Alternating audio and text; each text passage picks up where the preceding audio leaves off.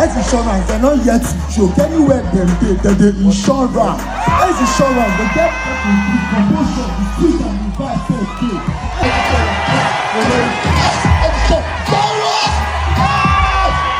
More about you.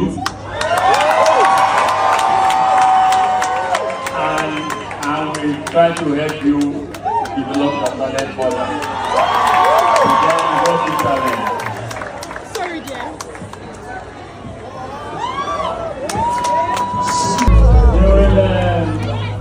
You will get a 1 million naira.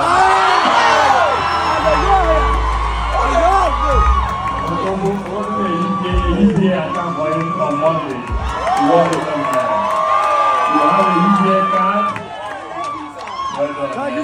What's your name? The most incredible happened at the Heirs Insurance event in Lagos. Many of those who were there are still trying to process what they saw with their own eyes. This is not one of those motivational stories people make up on social media. This happened and was recorded by a lot of the attendees at the event, and the young man's life will never be the same again. His name is Bayo, and before Saturday, he was homeless, jobless, and surviving on 1 meal every 2 days. Today, he's a millionaire, with job offers pouring in from across Nigeria.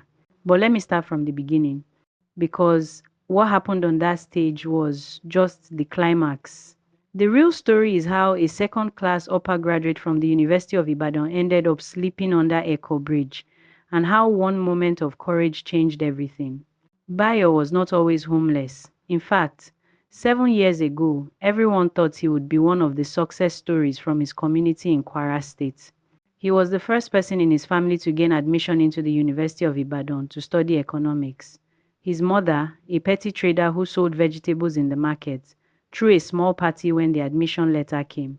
His father had died when Bayo was 12, so his mother had single-handedly struggled to send him through secondary school. Bayo was brilliant, not just book smart, but creative, talented, and ambitious. He sang in the church choir. He was part of the drama club. He had this voice that made people stop and listen whenever he performed at campus events. His friends used to tell him he should go into music professionally, but Bayo wanted to be a banker. He wanted the stability, the respect, the corporate life. He graduated in 2017 with a second-class upper division. His final year project on microfinance and financial inclusion in rural Nigeria was one of the best in his department. His lecturers recommended him for postgraduate studies. His future looked bright. The day he collected his certificate, he took a photo with his mother outside the University of Ibadan main gate. She was wearing her best clothes and smiling so wide. She told him that his father would have been proud, that she had told everyone in the market that her son was now a graduate of UI, that soon he would get a big job and they would move from their one-room apartment to a bigger house. Bayo promised her. He promised he would make her proud. He promised everything would be fine. He had no idea that 7 years later, he would be sleeping on the streets while his mother thought he was doing well in Lagos. After graduation, Bayo moved to Lagos with high hopes and he borrowed 3,000 naira in his pocket. He stayed with his uncle in Surulere, a man who worked as a security guard and had 3 children of his own crammed into a one-bedroom apartment. Bayo's uncle was not welcoming. He made it clear from day one that Bayo needed to find a job quickly and move out. The message was subtle at first but became more direct as weeks turned into months. Bayo applied everywhere: banks, oil companies, telecommunications firms, NGOs, government agencies. He registered with every recruitment agency he could find. He attended job fairs. He sent out hundreds of applications. The responses were always the same: either complete silence or the polite rejection email thanking him for his interest but informing him that they had selected other candidates. He tried using his university connections. He reached out to his former lecturers, his course-mates who had landed jobs, his church members. Everyone promised to help, but nothing materialized. In Nigeria, having a good degree is not enough. You need connections. You need somebody who knows somebody. You need godfathers in high places. Bayo had none of that. His mother sold vegetables. His late father was a bus driver. His uncle was a security guard. Who would he know in Tony Elumelu's circle or in the corporate boardrooms of Lagos? 6 months after graduation, His uncle asked him to leave. The tension in the house had become unbearable. The uncle's wife complained that Bayo was eating their food without contributing. The children needed the space. It was time for Bayo to figure things out on his own. Bayo understood. He didn't argue. He packed his small bag, thanked his uncle, and left. He had nowhere to go. For the first few weeks after leaving his uncle's house, Bayo moved between friends. A night here, 2 nights there. He would show up with a smile and a story about how his apartment was being renovated or how he was waiting for his rent to be processed. His friends accommodated him at first. But Lagos friendships are transactional. When you have nothing to offer, when you become a burden, people start avoiding your calls. Bayo noticed the signs. The reluctance when he asked to crash for the night, the way his friends would suddenly remember they were traveling or having family over. The excuses became more creative and less believable. So Bayo stopped asking. He started sleeping at bus stops, first in Ojuelegba, where there was constant activity, and he felt relatively safe among other hustlers and night workers. Then under the bridge in Yaba, when police started harassing people sleeping at the bus stop, he kept applying for jobs. He would go to computer centers, pay 50 naira, and send out applications using the email address he created in school. He attended interviews whenever he was called. He would bathe at public toilets, iron his shirt with a charcoal iron borrowed from a roadside woman, and present himself as professionally as possible. But every interviewer could smell desperation. They could see it in the worn edges of his certificate folder, in the way his shoes were polished too many times to hide the cracks, in the hunger in his eyes. One interviewer at a small logistics company looked at his impressive credentials and asked him point blank why someone with his qualifications was still unemployed 3 years after graduation. Bayo didn't know how to answer that without sounding like a failure. He mumbled something about the tough job market. The interviewer smiled sadly and said they would get back to him. They never did. The hardest part about being homeless was lying to his mother. She would call him every week from a neighbor's phone in Mushin. She would ask how his job was going, when he would visit, whether he was eating well. Bayo would lie. He would tell her he was doing fine, that he was working as a contract staff in a company and would soon be confirmed permanent, that Lagos was expensive but he was managing. She would get so excited. She would tell him how proud she was, how she had been bragging to the women in the market about her son working in a big company in Lagos, how people were now respecting her because her investments in his education had paid off. Every lie broke Bayo's heart a little more. Once, she asked him to send her 5,000 naira to help with her shop rent. Bayo panicked. He told her his salary had not been paid yet, that there was a delay in the payment system. She said it was okay, she would manage. She knew big companies had bureaucracy. After that call, Bayo sat under the bridge and cried. He was 29 years old, a graduate with a good degree from a reputable university, and he couldn't send his struggling mother 5,000 naira. That was when he stopped picking her calls regularly. He would let it ring and then send a text saying he was in a meeting or that network was bad. She believed him because she trusted him. She didn't know her son was homeless. The guilt ate at him every single day. When you're homeless in Lagos, you learn quickly. You learn which churches give free food after Wednesday and Sunday services. You learn which restaurants throw out food that's still edible. You learn which bus stops have public taps where you can bathe at 4 a.m. before the crowd arrives. Bayo became friends with other homeless people.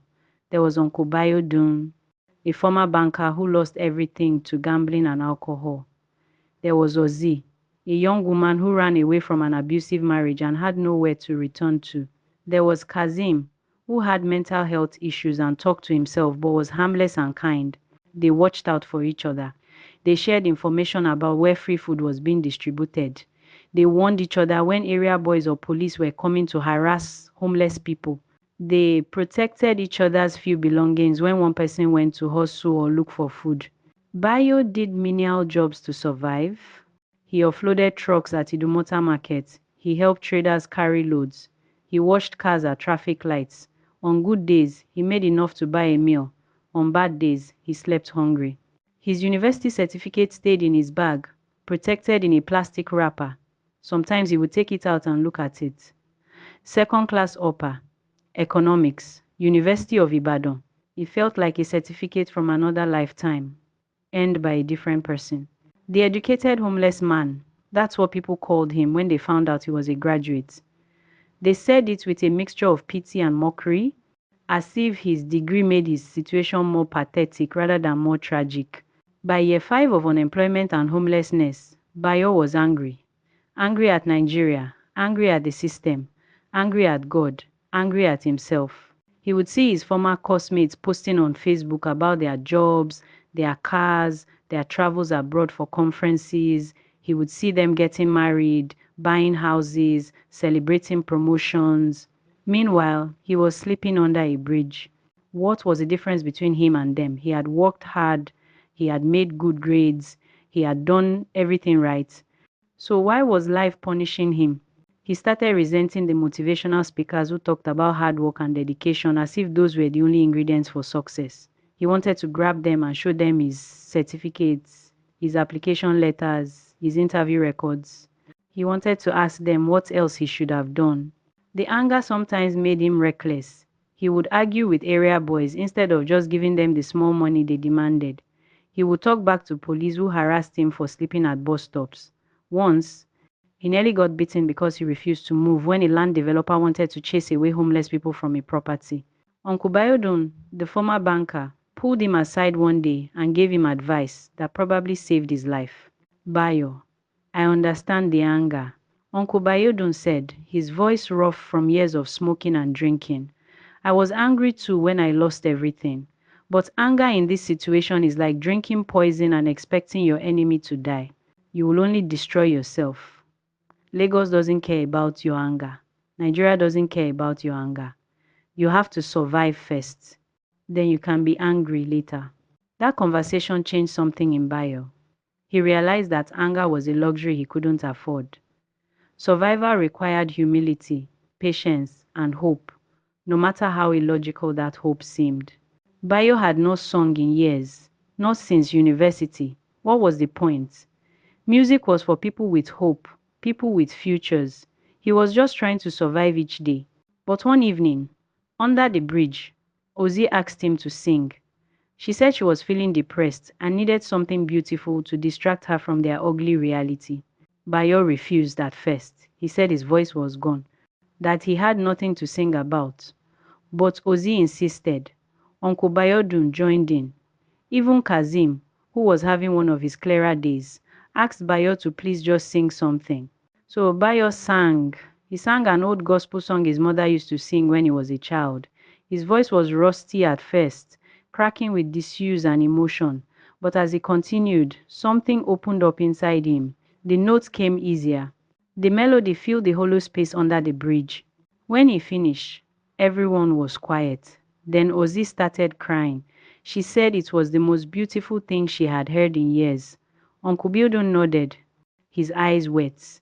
Even some passers-by had stopped to listen. Guy, that voice is a gift, Uncle Bayodun said. You've been sitting on a gold mine. But Bayo didn't see it. What would he do with a good voice? Go for Nigerian Idol? He didn't even have money for transportation to the audition venue. Besides, millions of Nigerians had good voices. Talent without opportunity was just another form of suffering. Still, from that day, he started singing more often. Not for any purpose, just to feel human again. He would sing while working at the market. He would hum while washing cars. It was the one part of himself he had not completely lost. In year 6, Bayo nearly died. He had developed a persistent cough that wouldn't go away. He ignored it because seeing a doctor required money he didn't have. The cough got worse. Then came fever. Then chest pains. One night, he collapsed under the bridge. Uncle Bayodon and the others panicked. They pulled together the little money they had and took him to a general hospital. The doctor said it was pneumonia, aggravated by malnutrition and exposure to harsh weather. Bayo was admitted for 3 days. The bill was 35,000 naira. It might as well have been 35 million. Uncle Bayodun went out and begged. He stopped strangers on the street. He went to churches. He explained that a young graduate was dying in the hospital. Some people gave him money. Some insulted him and called him a scammer. By the end of 2 days, Uncle Bayodun had raised 22,000 naira. The hospital refused to discharge Bayo until the full bill was paid. So his homeless friends did something remarkable. They sold their own belongings. Uncle Biodun sold his only pair of good shoes. Ozzy sold her wrapper. Kazim sold a phone he had found weeks earlier and had been protecting. They raised the remaining money. Bayo was discharged. When he found out what they had done, Bayo broke down completely. These people who had nothing had given everything to save him. Homeless people, forgotten by society, had shown him more humanity than all the corporate offices that rejected his applications. That experience changed him. He realized that he had been so focused on what he had lost that he had not appreciated what he still had: life, friends, his voice, hope, however faint. He promised himself that if he ever got a breakthrough, he would remember this moment. He would remember Uncle Bayodun, Ozi, and Kazim. He would remember what real wealth looked like. Friday, the day before the hair's insurance event, was supposed to be just another day of survival. Bayo woke up under Echo Bridge at 5 a.m. He had slept badly because it had rained and his pot had gotten wet. He was hungry. He had not eaten anything substantial since Wednesday evening when a church gave out rice after a program. He went to a public tap, bathed, and put on his least worn clothes. He had learned that appearance mattered even when you had nowhere to go. Looking presentable sometimes made the difference between getting a menial job or being ignored. He spent the day at Lekki Phase 1, helping a moving company offload furniture from a truck. It was hard physical labor under the hot sun. His body ached, his stomach growled, but he kept working because the supervisor had promised to pay him 2,000 naira at the end.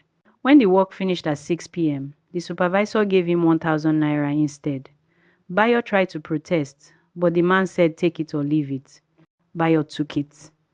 He couldn't afford to be prideful. He bought bread and groundnut for 400 naira and ate it slowly, making it last. He saved the remaining 600 naira. He didn't know what for. Force of habit, perhaps. The instinct to save even when there was nothing to save for. That evening, he heard some people talking about a big event happening on Saturday at Echo Hotel.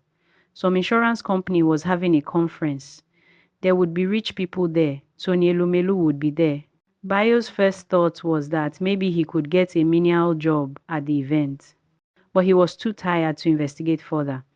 He went back to his spot under the bridge, lay down on his cardboard mat, and slept. He had no idea that Saturday would change his life. Saturday morning, Bayo woke up at 6 a.m. with one thought in his mind: food. He had not eaten anything since the bread from the previous evening. His stomach felt hollow.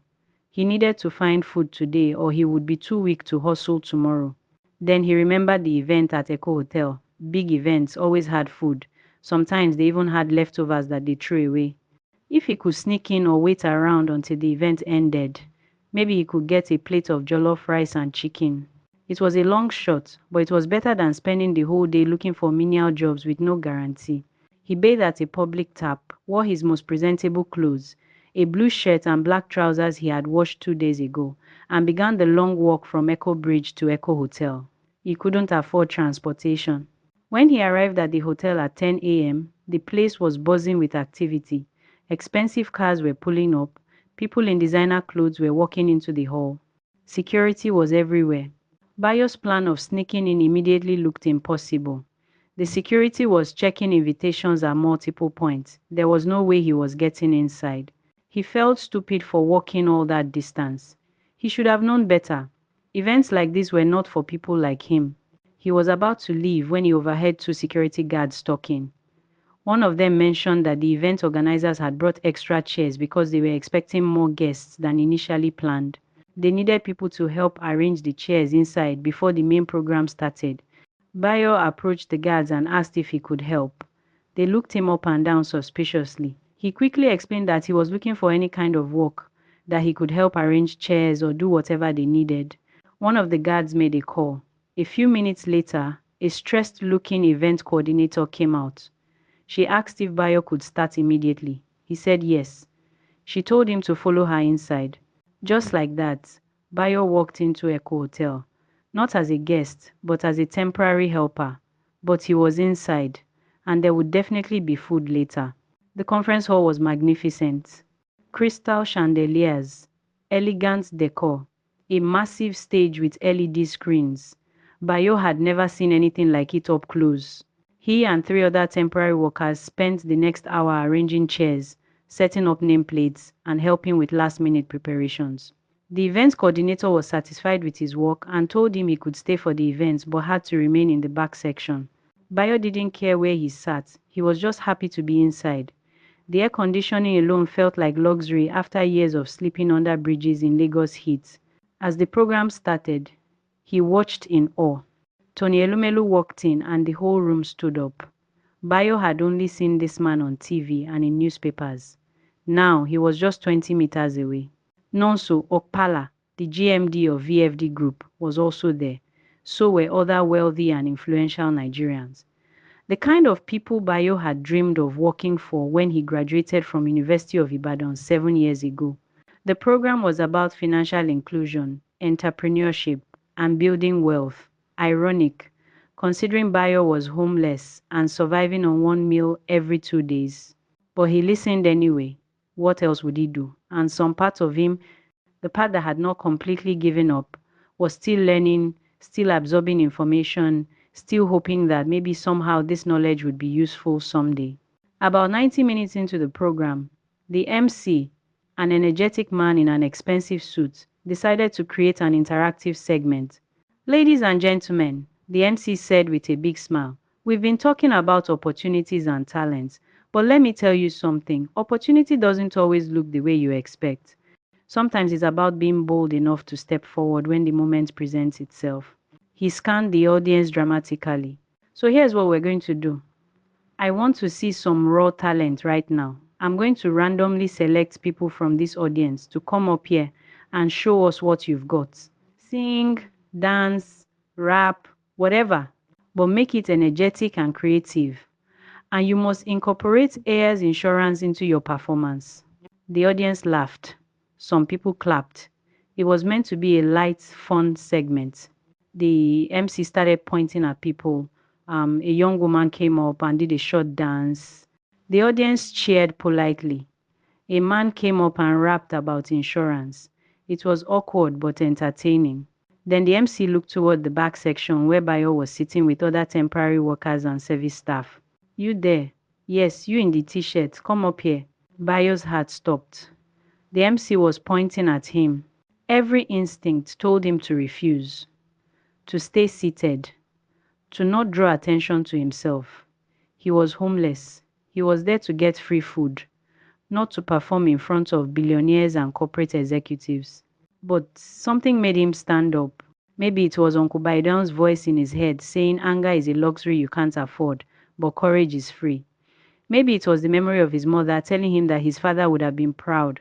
Maybe it was the fact that he had nothing left to lose. Bayo walked toward the stage. As Bayo climbed onto that stage, his legs were shaking. The lights were bright. The audience was huge. Everyone was looking at him. The MC handed him the microphone and said cheerfully, "What's your name, sir?" "Bayo," he said quietly. His voice barely came out. "Speak up. Let everyone hear you." "My name is Bayo," he said louder this time. "Wonderful. So Bayo, what are you going to do for us today?" Bayo's mind went blank. He hadn't prepared anything. He hadn't expected this. What was he supposed to do?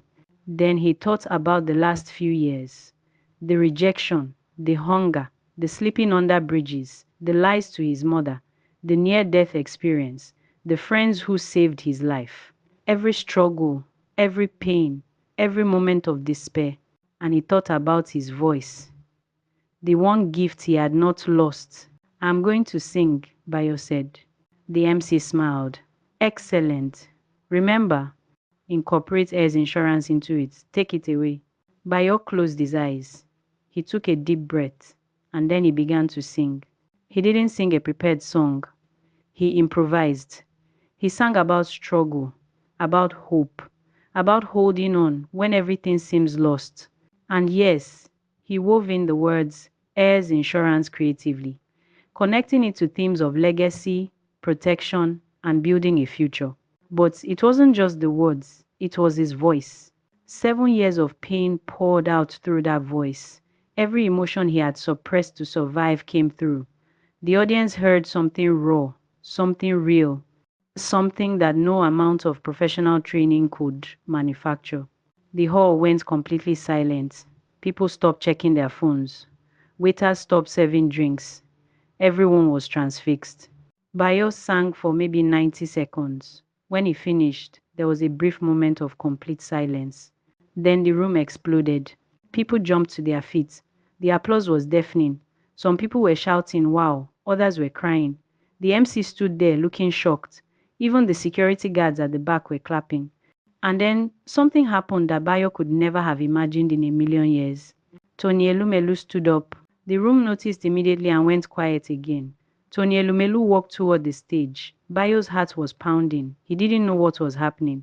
Tony Elumelu took the microphone from the MC.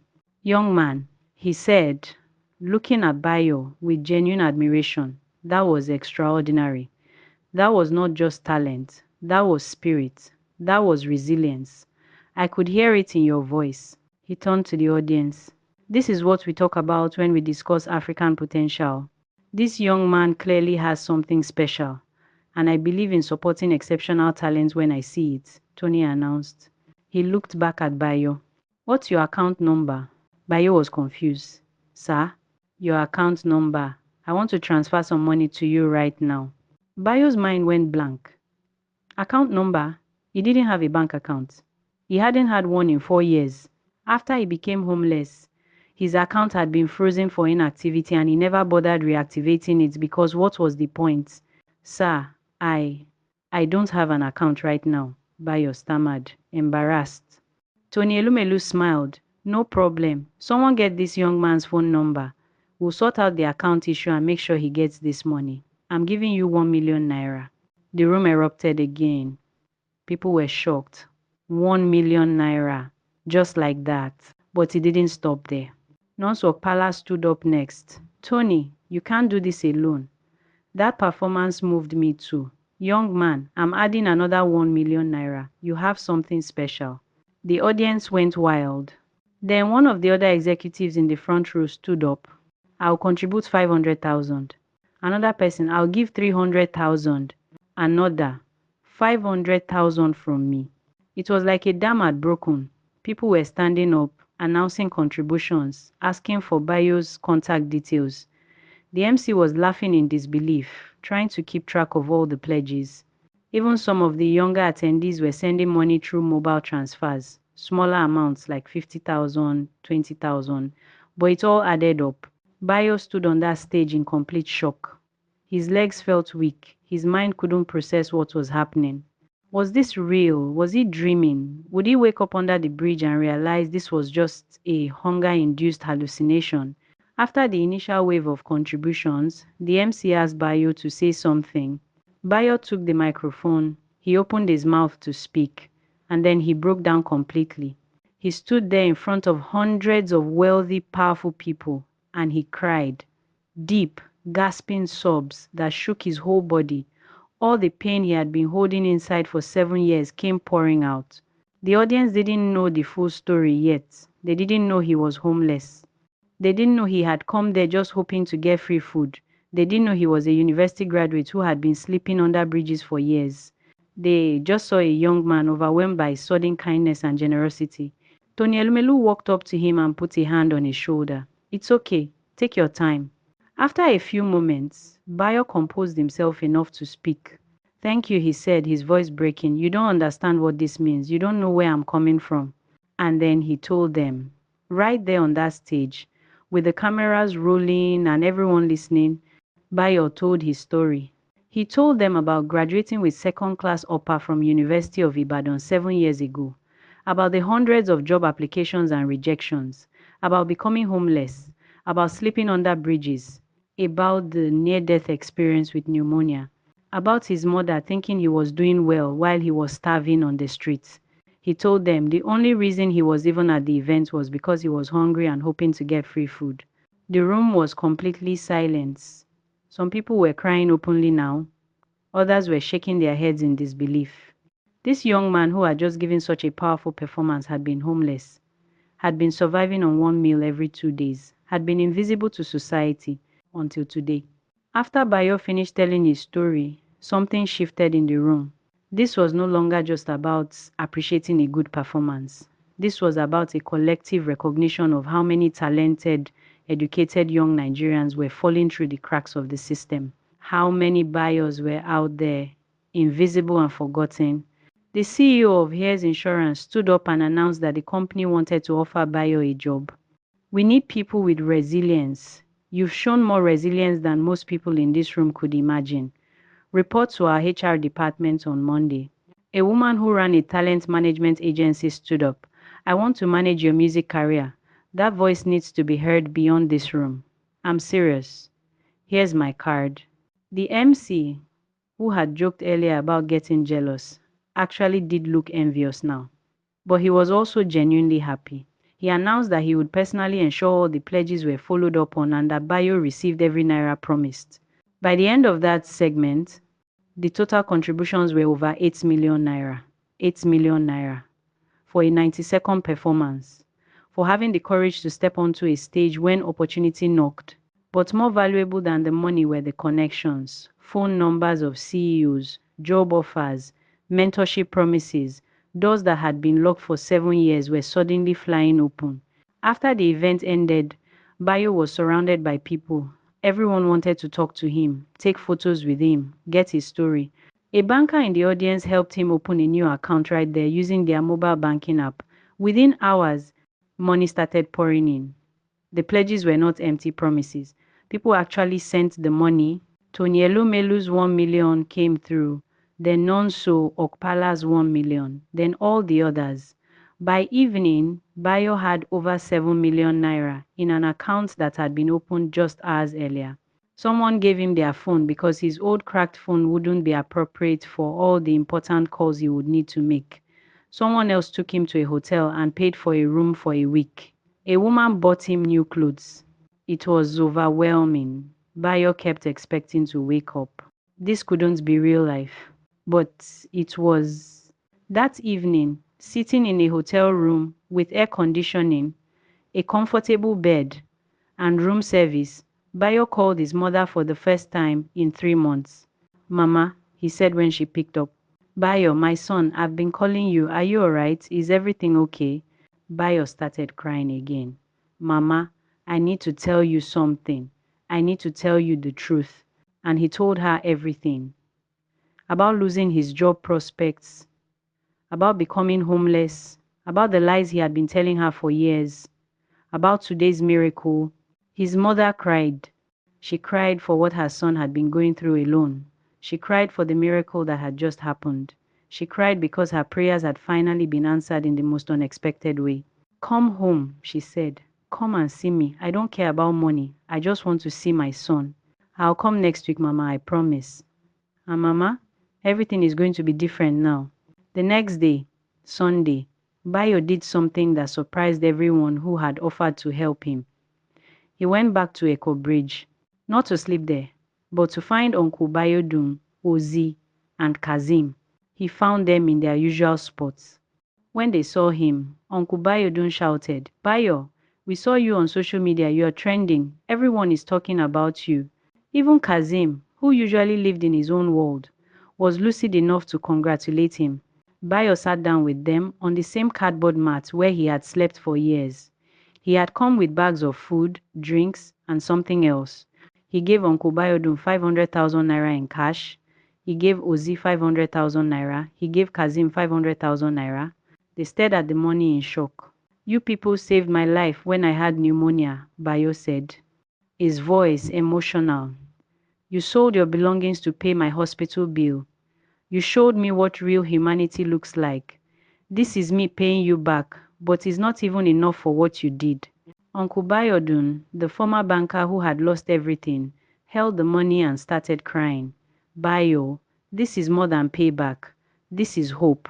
You're showing us that our situation is not permanent, that things can change. Ozzy hugged Bayo tight. Don't forget us when you become rich and famous. I won't, Bayo promised. And I'm going to do more than just give you money. I'm going to help you get back on your feet properly. He kept that promise.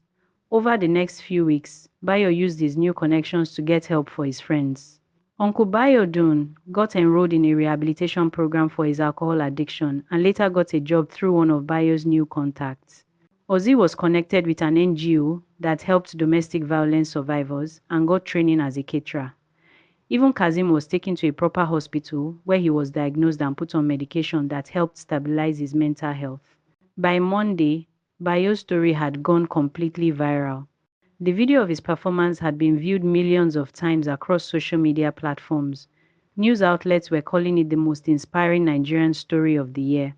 Major TV stations wanted interviews. International media picked up the story.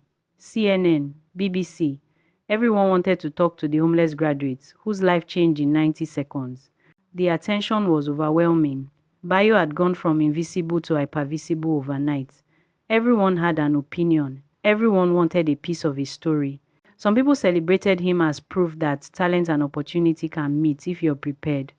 Motivational speakers used his story to talk about never giving up. Churches used him as a testament to divine intervention and the power of faith.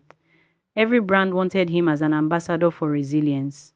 Bayo's story is still being written, and we would be updating you on this channel. Please subscribe for more true life stories on this channel.